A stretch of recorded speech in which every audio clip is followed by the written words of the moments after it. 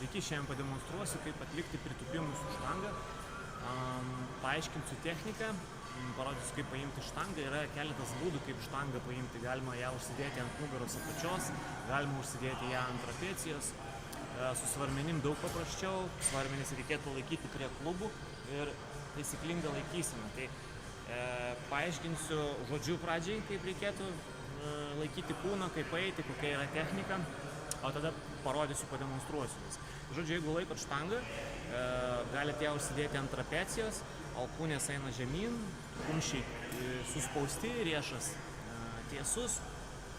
Laikysena visada dominuoja praktiškai visuose pratimuose. Krūtinė prieki, pečiai gale, mentys suvestos, korpusas įtemptas, klubas stabilus, apkraunam abi kojas, tai reiškia, nesvyram nei į priekį, nei per daug atgal. Ta teorija, kad ten pasvirsi, apsikraus sėdmenis labiau ar atvirkščiai, keturgalvis, tai mano nuomonė yra beprasmiška, dėl to, kad galima iškart abi visas kojas apkrauti, tiek sėdmenis, tiek keturgalvis. Žodžiu, leidžiamės tiesia trajektorija vertikalia žemyn, kaip duobė tarp klubų. Ir kylam lygiai taip pat. Tai va, dabar pademonstruosiu, kaip viskas atliekama. Šiaip paprastai pačią štangą reikėtų pasiimti ir užsidėti nuo stovo, štangos stovo.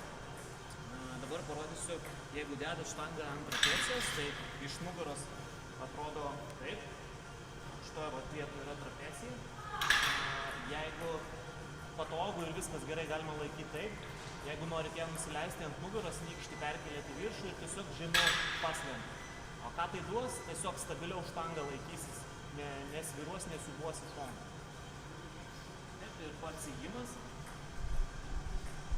Krūtinė prieki, mentys suvestos, žiūriu pirmyn, kai ėjimo metu priekinė pėda nesikelnoja, keliai neina į vidų, status kampai tarp abiejų kojų.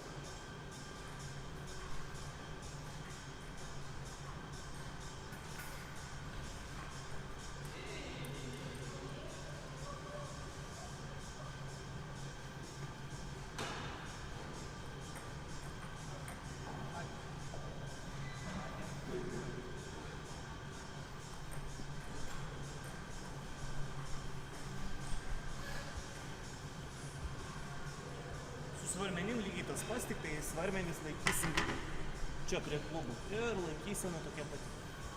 Sėkmės sporte.